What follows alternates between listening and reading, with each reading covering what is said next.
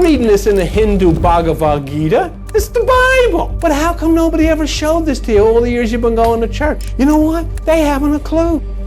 They haven't a clue. The solar plexus is the place of the electricity, which is in the lower part of the body. It runs up through 7 chakras, which are 7 nerve centers or resistors in your spine. It impacts in the pineal gland and throws open the right hemisphere of the brain. You know, you've heard of like Buddhists and people and that meditate going, Om, Om. You've heard of that, and the energy comes up. Well, let me show you something. This is electrical energy. The 7 chakras are 7 resistors, and the international measurement of electrical resistance is Ohm.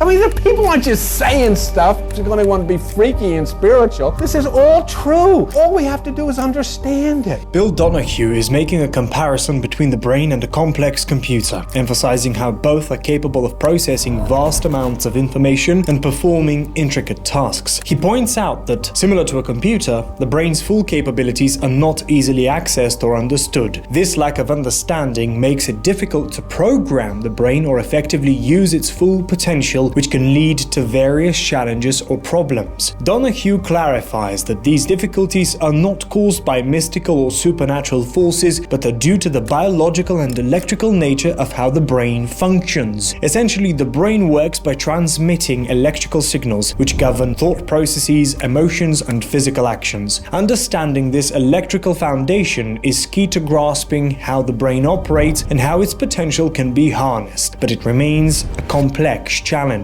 But how does the human body's master electrical organ conduct its electrical business, and how does it do this job with such remarkable efficiency? The word angel is actually the word angle, which means electromagnetic fields that come back and are reflected through space dust and impact the earth and impact on your brain. And when they impact on your brain, they cause an arc between receptors of your brain, which cause you to think differently. And that's the arc angle.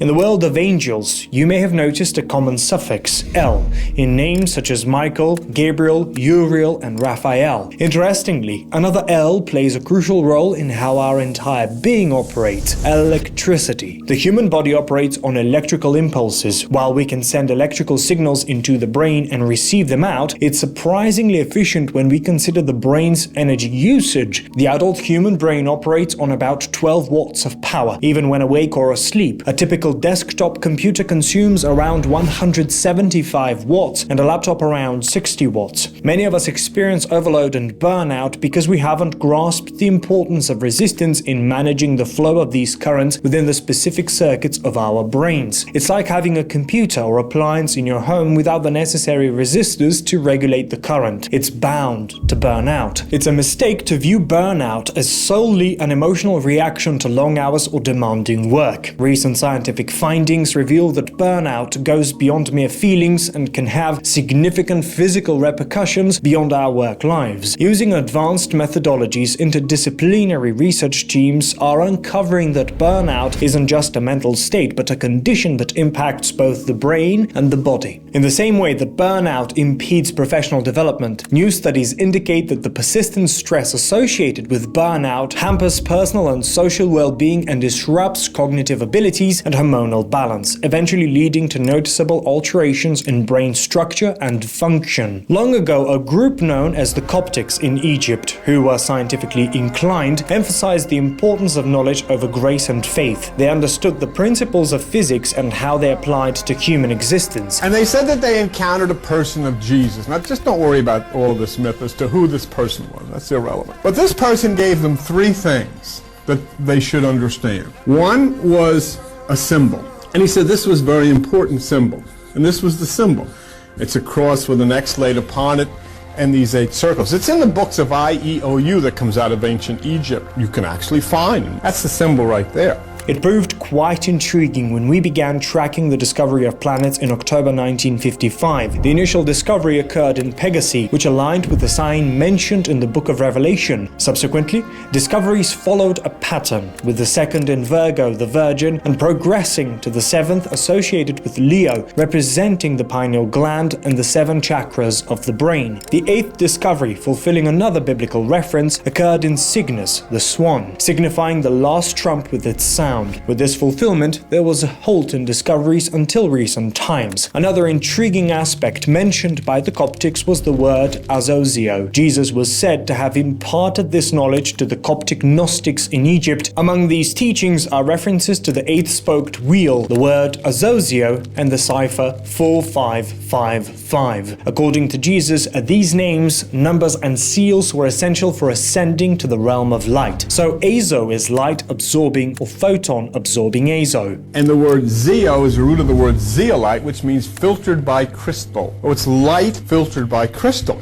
And electromagnetic fields, which come from space and are refracted off dust, are reflected by crystal, filtered by crystal, before they enter the Earth's atmosphere and impact in your brain. The third thing that, in the final part of the puzzle that was given to the Coptics, was the person Jesus told them, hold this in your hands, weigh this in your hands, and he gave them the number 4555. When I was looking through astronomy books and looking at galaxies and constellations and the like, one of the things that I found was curious to me was that I found a galaxy 4565, and then I found one 4535 and 4525. So I asked Debbie to give a call over to the planetarium, and she called the planetarium at the college, and she said to the fellow over there, does the number 4555 mean anything to you? He said, yeah, it's a unnamed, very sharply defined galaxy with a very bright center. Wow, it's a galaxy. 4555 is a galaxy. Then became interesting to us as we got a little further into it was the location. 4555 is a galaxy in the constellation Coma. Remember that galaxies are in constellations. Constellations are not in galaxies. And Coma is mother and child, therefore fulfilling the prophecy of Devaki and Krishna, Mary and Jesus, Isis and Horus, Buddha and Mom, and all of these kind of things. But then the second part of it is that it's in the zodiacal sign Virgo. Behold, the Lord shall give a sign, a virgin shall conceive. So we track a very, very interesting galaxy in this constellation Coma. More interesting, Joni Schultz downloaded this off the computer. We have a picture of it. Could this be the location of the place from whence all of this intelligence is coming, from whence all of this instruction is coming, from whence those who are related to you live? I mean, you're looking, could you be looking at a picture of this? I say, well, maybe it means something else. Well, maybe it does. But if it means 4555 is the galaxy and the location of the place that you call God, it is much, much too significant to turn your back on it and say, well, I'm not going to bother thinking about this. Because it's real. You'll discover something quite fascinating about Samael. If you take a look at Sama, it originates from the ancient Zulu language meaning current. So Sama refers to a current, and naturally dealing with the current involves resistance. An electrical current flows through the brain, opening up pathways. Samael is associated with the character often portrayed as the devil or Satan in religious contexts. The devil or Satan in the context of reality cannot exist until something happens. If I decide I'm going to think about robbing a bank, and I think about robbing the bank, and I drive down and I look at the bank, there's no evil has occurred at all, has it? No money has gone out of the bank, nobody's robbed the bank, I just thought about it. If I rob the bank, the devil has occurred. So thoughts then in and of themselves. Now that's the reason, while in the Adam and Eve story, the two nudists who are talking to the snake actually is a symbol of the spine. Eve is the mind, and Adam represents the physical part. And so what happens? When Eve eats the fruit, there's no problem, is there? No problem. Nothing wrong. Because it's just a thought. There's no devil. But when Adam eats it, all hell breaks loose, right? Because now the deed has been acted out. What I'm trying to show you is that in essence, what you have is a neutral energy inside of you called current. Electrical current. The current feeds the circuit, which is the brain. The problem with it is you've never been instructed to the fact that the circuits of your brain must have resistance. Electricity is ubiquitous and plays a fundamental role in the human body. Our cells are uniquely equipped to conduct electrical currents, facilitating various physiological processes. In particular, electricity is vital for the nervous system's functioning, enabling the transmission of signals throughout the body and to the brain. This intricate network of electrical impulses allows us to perform essential functions such as movement, cognition, and emotion. You may not have realized this, but just like with electrical appliances, if the current flows flows unchecked into your brain without any resistance, it can lead to problems. Just as appliances can blow up, explode, and burn out, similar things can happen to us. We may feel overwhelmed, overheated, and burned out. These issues arise when we fail to understand that our brains need resistance to function correctly. So it's neither about resistance nor concepts like the devil. Instead, it's about what happens when the current flows into the brain's circuit and encounters resistance. Resistance is OM. The University of Massachusetts Medical Center, Dr. Ann Massion's psychiatry department, and she says that the reason that you should meditate is because meditation is a more effective method of melatonin production. You do not produce melatonin until you're in a pitch black room, because the pineal gland doesn't open until it's in a pitch black room. And here's the University of Western Ontario finding increases in melatonin after a single meditation session. So what do you need melatonin for, you say? You'll see, for instance, that the pineal gland regulates the circadian rhythm of your body, the time clock of your body. Melatonin has been shown to inhibit the growth and metastasis of tumors in experimental animals. Patients who have breast cancer have lower levels of melatonin in their blood. It has a stimulatory effect on the immune system. Let me ask you a question. How many times have you ever tried to stimulate the activity of melatonin, the pineal gland of your brain? Probably you've never. Some of you have never ever done it because you hadn't a clue. Environmental stress can impact the pineal gland and its functions, affecting the body's alertness. On page 49, the discussion revolves around multiple sclerosis and its origins. According to research from the Albert Einstein College of Medicine, since melatonin secretion follows cyclical patterns including daily, weekly, seasonal, and annual variations, it suggested that the pineal gland may play a significant role in the spontaneous exacerbations and remissions of multiple sclerosis. This reveals a deeper understanding of how the body operates. Melatonin is also identified as a potential anti-aging hormone, as mentioned on page 50. The immune system, as discussed by the Department of Medical Biochemistry and Molecular Body at the University of Spain, is shown to be intertwined with the pineal gland. Furthermore, research indicates a link between Parkinson's disease and melatonin. Many studies have shown that melatonin can improve the subjective sleep quality of Parkinson's disease. In 2016, exogenous melatonin for sleep disorders in neurodegenerative diseases, a meta-analysis of randomized clinical trials showed that melatonin could improve subjective sleep quality in neurodegenerative disorder patients. Therefore, it's important to recognize the impact of melatonin and the pineal gland on diseases, especially when individuals close to you are suffering, as their understanding of these connections may influence their treatment decisions.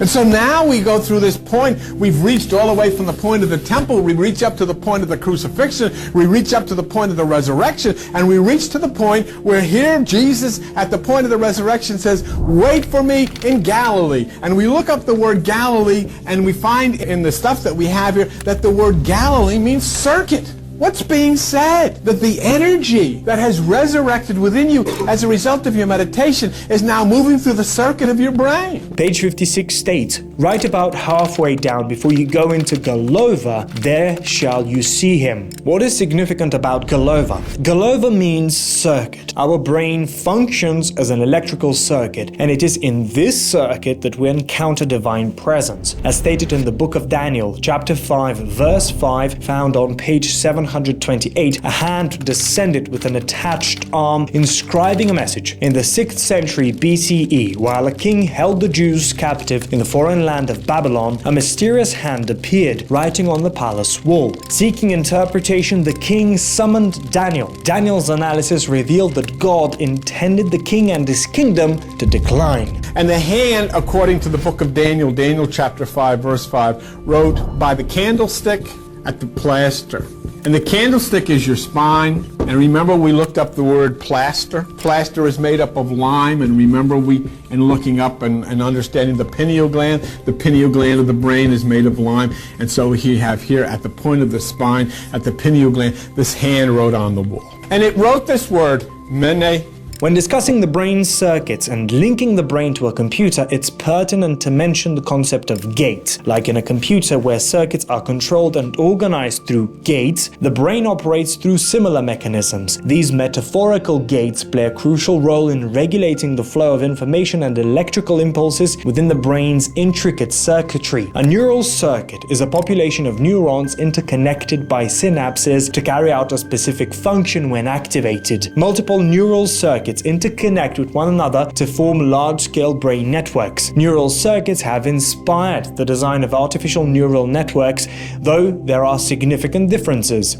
Your brain has 12 gates. Why does it have 12 gates? Because there's 12 signs of the zodiac. There's 12 constellations in the ecliptic. It's all set for you. There you have it. It's just absolutely amazing to me that people have the most significant computer, the thing that can take them to the universe and beyond, and they never even tried to turn it on. Never even bothered with it because they've never paid attention to all of the instructions that come on. And so when you look at a computer and you know about the gates in the computer, and then you say, who is the most powerful man in computers in the world? And what's his name? Gates. And if I go to Atlantic City, all the gambling mecca of the East Coast, and who's the most powerful man? Trump. It's intriguing to consider what has been said for millennia about the flow of energy through the resistors of the spine to the brain. For thousands of years, Buddhist practitioners have sat in temples across the Himalayas and other regions, channeling this energy through the resistors while chanting Om. They ensured this energy was not necessarily interrupted, dissipated, or fragmented while using the flow and momentum of the second chakra to fire up the will. They understood that energy directed towards something not manifesting is hung up, caught, or otherwise useless. If, after reasonable effort, something is not working, let it go. The energy you feel when the attachment no longer controls you can be exhilarating. The more you release, the less friction there is on your energy. The lighter you become, the more you move towards spirit and away from matter. This is a Hebrew word, and gematria in Hebrew and Greek works both ways. M has a value of 40. E has a value of 5, and N has a value of 50. And it's 45, 55 if you just speak it. It's noted that certain verses in the Bible contain words written down without translation. However, when translated, they retain their original form. An exciting pattern also emerges in geometry when combining numbers, often sum up to 100, simplifying to 1. This pattern is frequently observed, particularly in measurements involving the cubit, where a dot symbolizes 1 unit. To express quantities less than 1, we use the decimal notation. We put a dot, and it is understood that the number to the immediate left of the dot is the number of ones, that to the immediate right is the number of tenths, the next number is the number of hundredths, and so on. The ancient Greek symbol of theta, evolving over time, also holds significance. Theta is a term used in neuroscience to refer to a specific frequency range of brain waves. Brain waves are rhythmical electrical impulses generated by the brain's activity. Theta waves are typically observed in deep relaxation, meditation, and light sleep states. They're associated with creativity, intuition, and deep subconscious processing. Theta waves have a frequency range of approximately 4 to 8 cycles per second, or hertz, and are often present during meditation, visualization, and hypnosis. Now, how does this relate to the brain? Pythagoras, a Greek philosopher and mathematician who utilized this symbol in geometry, made a remarkable discovery. When assigning a circumference measurement of 1000, the diameter calculates to 318. Now in Greek, the word theta, when you give the values again from gematria, 9, 8, 301 is 318, which is the diameter of a circle. There's an old saying in Hermetic saying, God is a sphere whose whole circumference is nowhere, but whose center is everywhere. Kind of ties into quantum a little bit if you ever get into that. The other thing is, this was related to the sun. This is the symbol of Ra, the sun god. And the Greek word for sun is Helios, which in Greek is written H, lambda, I, O, sigma. And the values are 8, 30, 10, 70, 200 equals 318. Angel numbers are divine messages believed to be sent from the spiritual realm. If you've noticed that a particular number sequence appears around you repeatedly, you might be experiencing an angel number phenomenon. These are sequences of numbers believed to hold a special meaning and significance. The significance of the number 318 lies in its connection to theta. When exploring its relevance, I found that within theta, one can add numbers like zeros while retaining their essence. Theta waves generate the theta rhythm, a neural continual oscillation in the brain that underlies various aspects of cognition and behavior, including learning, memory, and spatial navigation in many animals. Theta waves associated with the 8th letter of the Greek alphabet resonate at a frequency of 4 cycles per second. Interestingly, this frequency can be viewed as 3 within 1, corresponding to 4 to 8 Hz. Theta waves typically oscillate between 13 to 30 cycles, while alpha rhythms fall within the 8 to 13 cycles range. Sama, which equates by the ancient people to the devil, which means current. And you look at that word, it says impedance, electricity, the measure of the degree to which an electric circuit resists electric current flow, expressed in ohms. This revelation is pivotal in our research as it sheds light on how our brain functions, what it demands, and how its circuits operate. Understanding how to manage the surging current within these circuits is crucial. The circuit's ability to resist this current is expressed through the ancient chant of Om. It's essential to grasp that every event in our lives result from electrical impulses flowing through the brain's circuits. The concept of the devil or Satan is merely symbolic of an electric current that the brain's circuitry must resist. When this resistance fails, overload occurs, leading to burnout. The burnout we experience manifests as stress, breakdowns, diseases, strokes, and various other health issues, all stemming from the absence of resistance to the current flowing into our brains. All of this is scientific documentation. Matthew 28:2, there was a stone. The electromagnetic field rolls the stone away from the fornix. The angle causes the arc in the brain receptors. In Egypt, the pyramid was open to an angle of Orion, the gate of God, the OR gate, which is a computer logic circuit. And then it defines logic circuit, a computer switching circuit that performs problem-solving functions. What problem do you have? You say, well, geez, where do I start? I get all kinds of problems. And you find, why can't I solve these problems? Because the switch isn't opening. The switch isn't functioning. Wonder if you have in the circuit of it, say you've got this big family problem. What am I going to do? What am I going to do with the kid? What am I going to do with my husband? What am I going to do with my wife? And here's the switch. Now, in order for you, here's the understanding. This will bail you out of the problem. This will bring the money that you need. But there's a switch that's closed, okay? And that in order for you to understand, the switch has got to be open. The right amount of current is not coming into the brain to open the switch. And so you're never going to be able to figure this out. And the reason is there's no resistance. The circuit is operating on overload. It's not working properly. Do you have any idea that in the middle of a computer, in the point of memory, is a thing called RAM? Do you know that? In the middle of your brain is a thing called Ammon's horn. Is the name of an Egyptian deity whose symbol is the ram. In the middle of a computer is a structure called RAM, and they are both in the part of the brain responsible for memory. And so what do? Are you working on it? No, you go to church. This whole world is subject to what's coming out of your head. And that's what Buddha said thousands of years ago. He said the reason that you have this total upheaval in the atmosphere and in the environment is because of all the negative vibrations coming out of the brains of billions and billions of people all over the place. If you can create bad vibes in your house, and you can, what do you think happens when we got billions of people on the planet Earth with there's nothing more than a pimple on the rear end of the Milky Way? Billions of people having bad vibes. What's happened? The Earth is puking. Everybody's freaking out. Why? Because everybody's brain is on overload. Nobody knows. I've got a quote from the encyclopedia right in the middle there. And it says the brain works somewhat like both a computer and a chemical factory. Brain cells produce electrical signals and send them from cell to cell along pathways called circuits. So then Samael is the current that must be resisted by the circuit. And what does it say in James chapter 4 and verse 7? It says, resist the devil and he'll flee. What do they do in church? You know what they say in church? Devil, I rebuke you. All right, this is what I want you to do. Sit in front of your computer, or let's go sit in front of this electric light. I rebuke you.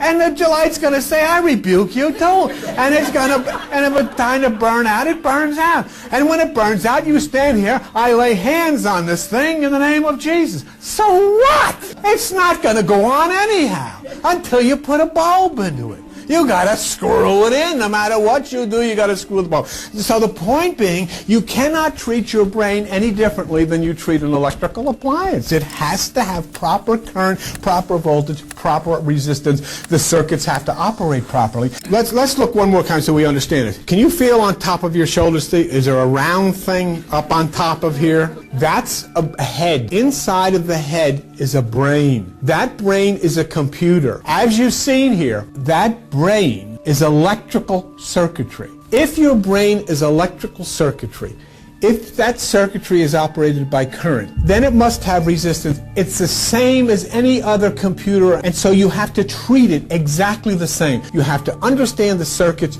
you have to understand the current, and you have to understand the resistance. It is no different than that. In something such as a computer, you can only have so much current going in, or you're going to burn it out. If you have too much, you burn the circuit. You've heard of people burning out too much. Then you read about resistance. So how do you do this? That's the instructions. Yoga. See what the word means? What's it mean? Yoke, doesn't it? All right? Now open the Bible to page 787. Matthew chapter 11, verse 29. And what does Jesus say? Take my yoke, take my yoga upon you, and learn of me. For I am meek and lowly in heart, and you shall find rest under your souls. For my yoke is easy, my burden is light. My yoga, take my yoga. How do I take your yoga? Practice the single eye. Take no thought. Seek within yourself for the kingdom. Take my yoga upon you, and you shall find rest for your soul. Something that most people have never found the whole time they've been alive. You'll find rest for your soul. It's meditation. It fixes the mind on the object of knowledge. Profound contemplation. And what is profound contemplation? Who is the one that you must resist? Samael. He is the one that will resist you. And so then what is profound contemplation? What is profound meditation? Samadhi. The perfect absorption of thought in the object, its union and identification. So it is samadhi which overcomes Samael. It is the key. It is the symbol of 8. It is the zodiac. It is 4555. Helena Blavatsky put it this way. Fantasy. And you know what each one of us has taken instead of understanding this? We've taken fantasy. We've lived a fantasy. When you go to church, it's like going to Disneyland. There's somebody playing an organ.